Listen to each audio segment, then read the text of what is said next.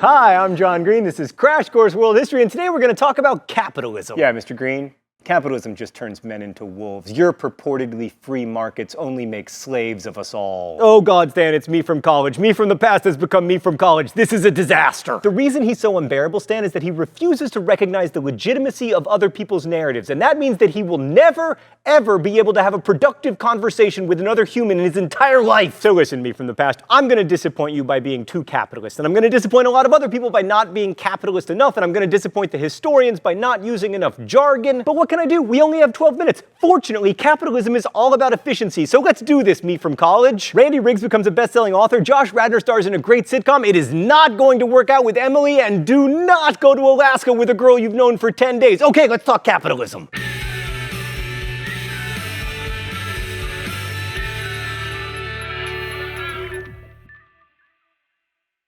So capitalism is an economic system, but it's also a cultural system. It's characterized by innovation and investment to increase wealth. But today we're going to focus on production and how industrial capitalism changed it. Stan, I can't wear these emblems of the bourgeoisie while Karl Marx himself is looking at me. It's ridiculous. I'm changing.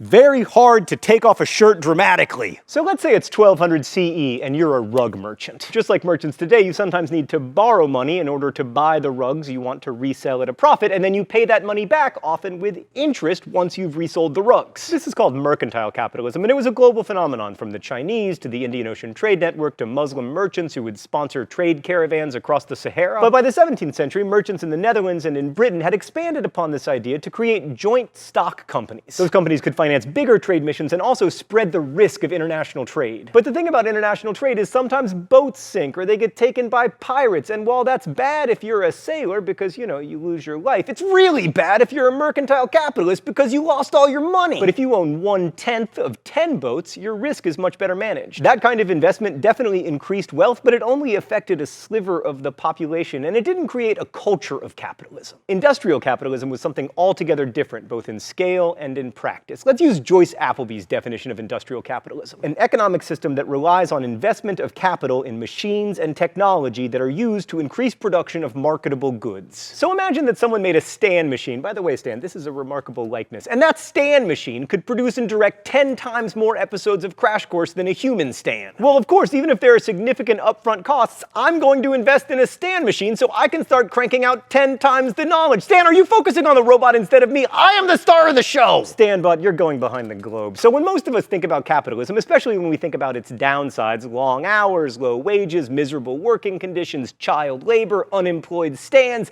that's what we're thinking about. Now, admittedly, this is just one definition of industrial capitalism among many, but it's the definition we're going with. All right, let's go to the thought bubble. Industrial capitalism developed first in Britain in the 19th century. Britain had a bunch of advantages. It was the dominant power on the seas, and it was making good money off of trade with its colonies, including the slave trade. Also, the growth of capitalism was helped by the half-century of civil unrest that resulted from the 17th century English Civil War. Now, I'm not advocating for civil wars or anything, but in this particular case, it was useful because before the war, the British Crown had put a lot of regulations on the economy, complicated licenses, royal monopolies, etc. But during the turmoil, it couldn't enforce them, which made for freer markets.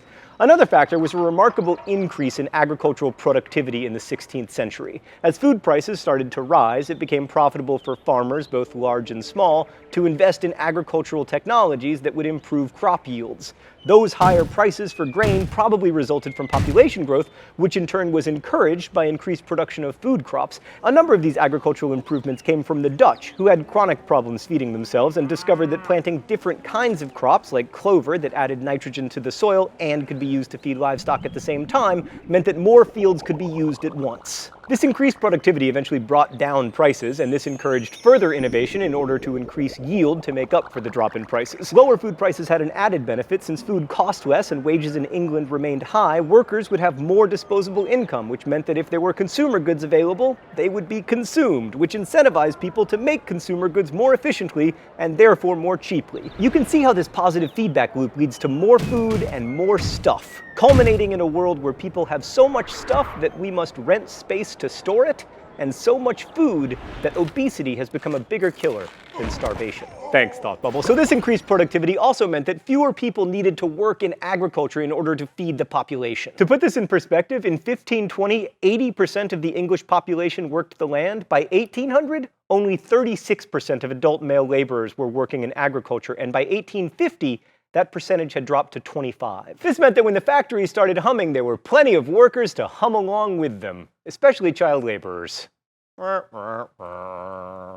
So far, all this sounds pretty good, right? I mean, except for the child labor. Who wouldn't want more, cheaper food? Yeah, well, not so fast. One of the ways the British achieved all this agricultural productivity was through the process of enclosure, whereby landlords would reclaim and privatize fields that for centuries had been held in common by multiple tenants. This increased agricultural productivity, but it also impoverished many tenant farmers, many of whom lost their livelihoods. Okay, for our purposes, capitalism is also a cultural system rooted in the need of private investors to turn a profit. So the real change needed here was a change of mind. People had to develop the capitalist values of taking risks and appreciating innovation. And they had to come to believe that making an upfront investment in something like a stand machine could pay for itself and then some. One of the reasons that these values developed in Britain was that the people who initially held them were really good at publicizing them. Writers like Thomas Munn, who worked for the English East India Company, exposed people to the idea that the economy was controlled by markets, and other writers popularized the idea that it was human nature for individuals to participate in markets as rational actors. Even our language changed. The word individuals did not apply to persons until the 17th century. And in the 18th century, a career still referred only to horses' racing lives. Perhaps the most important idea that was popularized in England was that men and women were consumers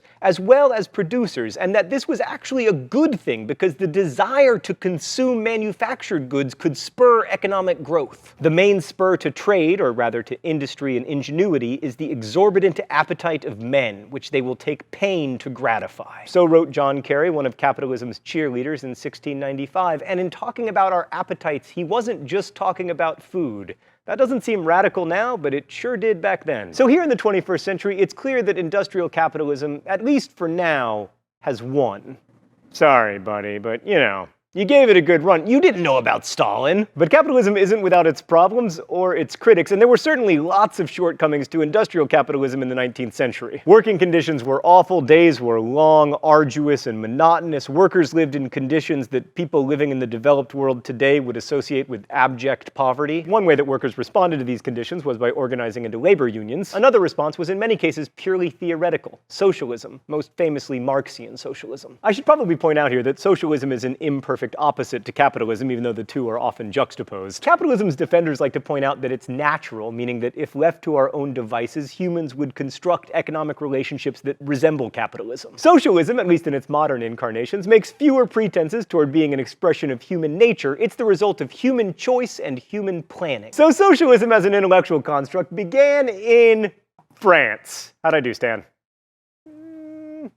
The border between Egypt and Libya. There were two branches of socialism in France: utopian and revolutionary. Utopian socialism is often associated with Comte de Saint-Simon and Charles Fourier, both of whom rejected revolutionary action after having seen the disaster of the French Revolution. Both were critical of capitalism, and while Fourier is usually a punchline in history classes because he believed that in his ideal socialist world the seas would turn to lemonade, he was right that human beings have desires that go beyond basic self-interest and that we aren't always economically rational actors. The other French socialists were the revolutionaries, and they saw the French Revolution, even its violence, in a much more positive light. The most important of these revolutionaries was Auguste Blanqui, and we associate a lot of his ideas with communism, which is a term that he used. Like the utopians, he criticized capitalism, but he believed that it could only be overthrown through violent revolution by the working classes. However, while Blanqui thought that the workers would come to dominate a communist world, he was an elitist, and he believed that workers could never on their own overcome their superstitions and their prejudices in order to throw off bourgeois oppression. And that brings us to Karl Marx, whose ideas and beard cast a shadow over most of the 20th century. Oh, it's time for the open letter?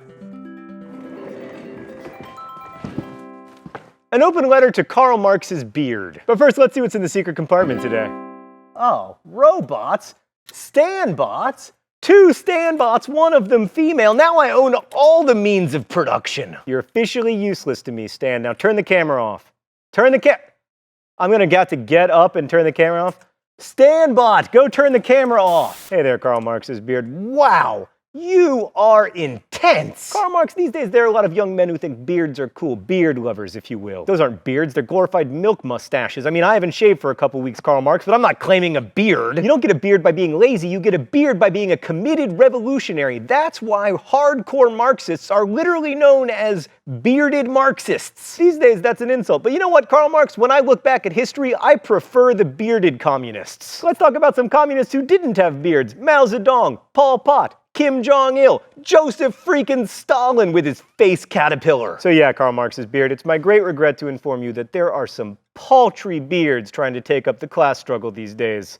Best wishes, John Green. Although he's often considered the father of communism because he co-wrote the Communist Manifesto, Marx was above all a philosopher and a historian. It's just that unlike most philosophers and historians, he advocated for revolution. His greatest work, Das Kapital, sets out to explain the world of the 19th century in historical and philosophical terms. Marx's thinking is deep and dense, and we're low on time, but I want to introduce one of his ideas, that of class struggle. So for Marx, the focus isn't on the class, it's on the struggle. Basically, Marx believed that classes don't only struggle to make history, but that the struggle is what makes classes into themselves. The idea is that through conflict, classes develop a sense of themselves, and without conflict, there is no such thing as class consciousness. So Marx was writing in 19th century England, and there were two classes that mattered: the workers and the capitalists. The capitalists owned most of the factors of production, in this case, land and the capital to invest in factories. The workers just had their labor. So the class struggle here is between capitalists who want labor at the lowest possible price and the workers who want to be paid as much as possible for their work. There are two key ideas that underlie this theory of class struggle. First, Marx believed that production, or work, was the thing that gave life material meaning. Second is that we are by nature social animals. We work together, we collaborate, we are more efficient when we share resources. Marx's criticism of capitalism is that capitalism replaces this egalitarian collaboration